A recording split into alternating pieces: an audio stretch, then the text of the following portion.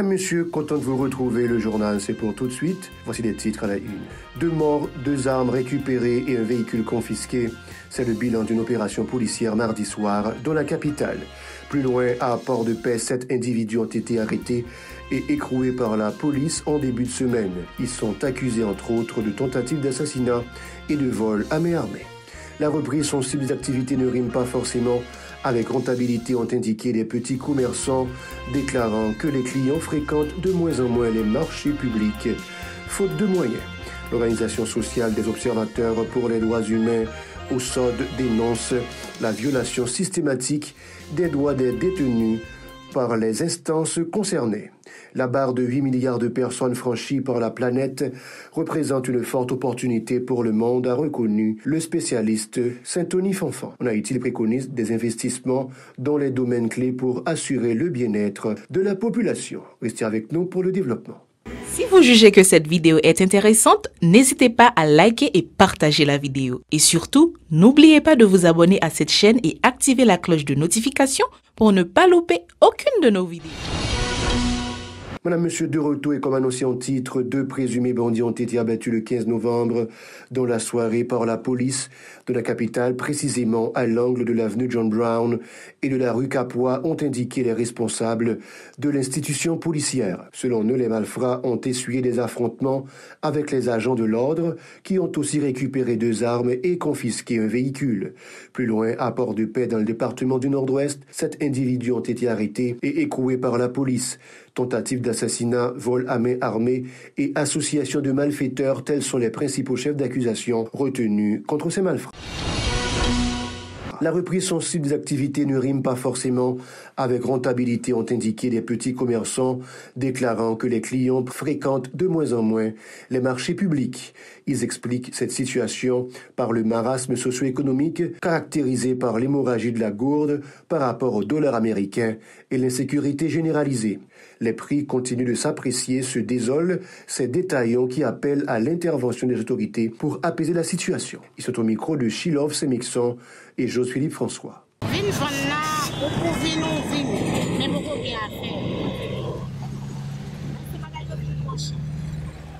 Américains à descendre d'abord et Américains pour descendre parce que nous-mêmes nous avons acheté nos prix nous payons Américains $3,100 et des gars à 51 euros et bagaille cher dans nous. Si bagaille était plus bas prix nous n'avons pas venir acheter et puis nous avons pas vendre nos prix. Pour moi-même il était là que l'on pas vendre. Et comme si il était là pour moi, oui, faut ta vendre.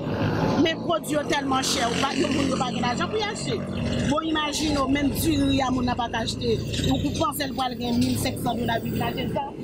Ça combien de qu'on dit et vendre cher ça. Nous te qu'on vend $1,000. Qu'on y a aujourd'hui $1,300 pas capable. Ça c'est tellement cher, non mais non, on pas capable. Si tout le monde est en gros, m'a fait manifestation, on va d'argent fait.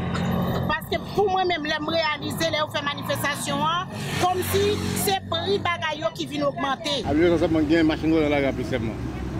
Mais avec des gaz, mais pour manger venir avec comme si sautant l'autre, allons une. Ça, comme si sautant une, allons l'autre, on va manger, l'école, tu choisis de l'école ou va à l'école, oui. Bah on tout le monde dans la rue. Pour le temps passer maintenant toute bagaille net descendre gaz, pas manger pour manger dans le pays. Mais de l'école, tout le monde à l'école. Des conducteurs de taxi-moto se plaignent aussi du ralentissement du trafic alors que la rareté factice du carburant est censée résolue. Pour eux, la crise financière n'encourage pas les gens à utiliser ce type de transport.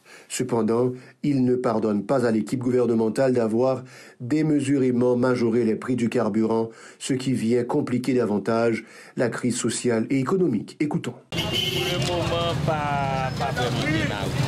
C'est vrai, gaz là, nous venons acheter gaz là, et non, puis l'État mettait là, ok, parce que pour fonctionner, mais pas vraiment bien. Ça dit que nous n'avons pas de corps pour monter moto, même chauffeur camionnette autour, c'est en bas ici. Donc après, les chauffeurs moto, chauffeurs machine, toujours bon expression dit là-dessus. Depuis que de là-dessus, c'est-à-dire que nous n'avons pas fonctionné. Moi-même, et pendant que gaz, non, oui, je ne vais pas acheter gaz. Pas de jamais acheter gaz à peine de faire choix, moi-même, de dire que je ne vais pas acheter, je ne vais pas contribuer. Ça, c'est moi-même. Parce que je fais 2 mois marcher à pied. 2 mois marcher à pied, quitter moto mon côté. Il y a même sorti qu'on y a là, je marcher gaz là, mais il y a même là, ici, au pompier, blague, après, l'État, parce que nous n'avons pas de dirigeants. Si nous avons des dirigeants, rappelez-nous que l'école n'a pas trouvé en mois de septembre, c'est à cause de la vie chère. Maintenant, qu'on y a là, comme réponse, il vient monter Gaza et monter le 2 fois. Donc, sur ministériel, Gaza a monté 3 fois. Alors qu'un pays, ça a fait les mêmes. Plusieurs clients saluent la décision des banques commerciales d'augmenter cette semaine leur horaire de fonctionnement. Ces institutions sont désormais accessibles du lundi au vendredi. Ces gens ont fait remarquer qu'ils étaient pénalisés par les longues files d'attente sous un soleil de plomb avant de pouvoir faire une transaction. On les écoute au micro de Shilov Semixon et Josphilippe François. Ils fonctionnent 5 jours dans la semaine, pour mettre samedi, il était 3 jours. Il était lundi, jeudi, vendredi. Mon cher, il n'est pas facile. Parce que maintenant, il est là longtemps. On est net. Mais bon, on est là, on est là et devant là, mais on fait trop pour mon entrée. Sécurité, on fait trop des autres, comme on fait pas mon pas. On a dit jusqu'à présent, pour gagner qui est normal. Il faut que ça a dénoncé. Bon, moi, beaucoup entré dans là, jusqu'à présent, les misères n'ont pas passé parce que les gens qui n'ont ligne n'a pas entré. C'est sécurité, l'autre monde qui est entré, ça m'a demandé. Eh bien, pour tout le monde, on fait comme ça. Nous, les gens viennent à la banque, expliquer comme si sécurité ou pas quitter les gens qui viennent entrer ou faire mon bagage dans mes mains. C'est l'argent maintenant mais ça fait les gens n'ont pas venir prendre ligne, ils quittent l'entrée. Nous-mêmes qui dans ligne là depuis le matin, nous pas passer des fois, on ferme tout, nous pas de choses passer. Et à quelle heure vous fermez pour nous? 3h, 2h des fois. OK, merci. L'Organisation sociale des observateurs pour les droits humains au SOD dénonce la violation systématique des droits des détenus par les instances concernées. Selon les responsables de cette structure au pénitencier national, 84% de la population carcérale sont en détention préventive prolongée, alors que certaines personnes sont en réclusion depuis 2019. Par ailleurs, il souligne qu'une cohorte de 3700 prisonniers sont incarcérés au pénitencier national, alors que sa capacité d'accueil est de 800. Ces défenseurs des droits humains ont indiqué avoir distribué des kits sanitaires à des détenus lors d'une visite des lieux le 12 novembre dernier. Écoutons les précisions de l'un des responsables, Bertoni, clairement recueilli par Osée Victorin et Maud Léjean. La raison qui fait nous faire conférence ça, c'est pour nous mettre la presse avec PIA au courant. Il y a une visite que au sud te fait la prison pénitentiaire, côté nous te porté kit hygiénique pour prisonniers. Là nous arrivons en prison, je quitte samedi 12 novembre 2022. Ça nous est en prison, c'est bagaille bouche pas qu'à parler. Prison pénitentiaire, d'après constat au sud fait. Prison pénitentiaire est faite pour environ 800 personnes. Je ne dis pas, les gains plus passé 3700 personnes.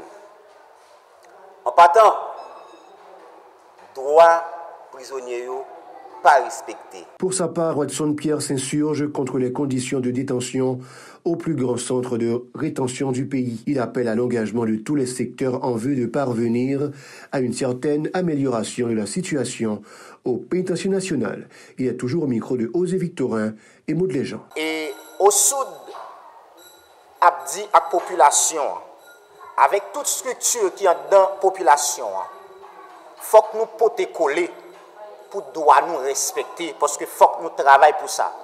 Non seulement au sud à dénoncer ça qui n'est pas bon, mais au sud à encourager pour nous mettre tête nous ensemble, pour nous faire droit nous respecter. Parce que l'image que nous avons, et c'est ça qui permet droit nous comme haïtiens surtout pas respecter quel que soit côté nous aller. Et comme champ de travail au sud, plus particulièrement c'est prison, nous dit tout prisonnier qui sous toutes 18 juridictions n'a privé ouais yo. nous pral garder, n'a dénoncer et n'a encourager malgré nous connaître la situation. L'Observatoire citoyen pour l'institutionnalisation de la démocratie condamne la situation de désordre généralisé qui s'installe au pays en raison du non-respect des principes démocratiques par les élites. Ces principes sacro-saints sont sapés alors que le pays avait fait le choix de la démocratie il y a plus de 30 ans, a fustigé Ronny Desroches du dit Observatoire. Il appelle à la conscience de tous les acteurs en vue de changer la donne et permettre au pays de prendre pour de bon la voie de la démocratie. Ronny Desroches répondait à Ezra Jeudi au téléphone. C'est vrai que nous sortis dans la dictature depuis 1986, mais pas oublier que déjà les Grecs disaient que leur pays sorti de la dictature, il y a deux chemins à prendre, soit aller vers l'anarchie, soit aller vers la démocratie. Moi, je crois que Haïti hésitait entre la démocratie et l'anarchie, mais je dis à moi qu'elle est beaucoup plus près de l'anarchie que de la démocratie. Et ceci pour une bonne raison, c'est que pas une véritable culture démocratique dans le pays. Et culture démocratique là, nous pas trouvé ni au niveau des élites, ni au niveau des élites économiques, des élites politiques, des élites intellectuelles. Pas un vrai attachement à la démocratie, un vrai respect de l'alternance, un vrai respect l'équilibre des pouvoirs, etc. Les 8 milliards de personnes recensées par les Nations Unies représentent une opportunité pour le monde à apprécier le spécialiste en population et développement Saint-Tony Fanfan. Il souligne que la population mondiale a subi cette hausse considérable suite aux éminents progrès réalisés dans de nombreux domaines scientifiques pour améliorer la qualité de l'existence humaine et augmenter indéniablement l'espérance de vie. Toutefois, le professeur Fanfan partage aussi l'idée que la croissance démographique reste une gageure pour certains pays, dont Haïti. Les dirigeants de ces nations tardent à adopter les mesures adéquates en vue de faire face à l'augmentation de leur population.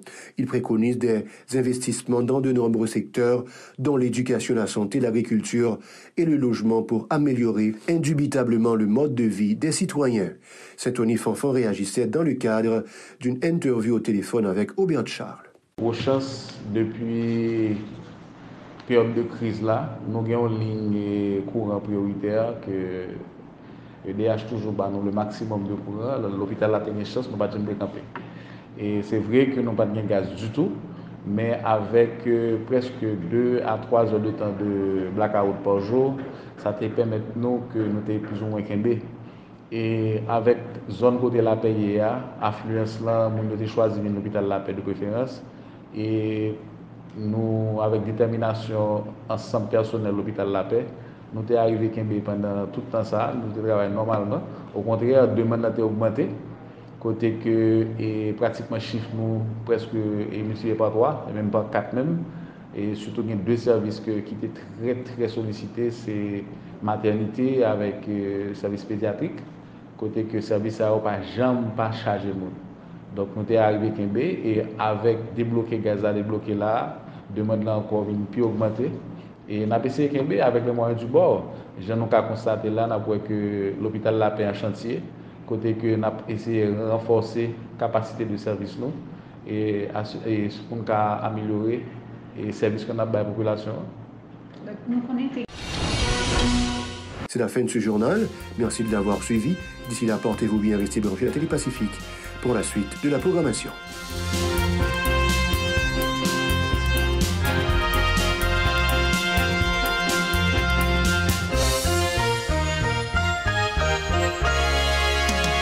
Si vous jugez que cette vidéo est intéressante, n'hésitez pas à liker et partager la vidéo. Et surtout, n'oubliez pas de vous abonner à cette chaîne et activer la cloche de notification pour ne pas louper aucune de nos vidéos.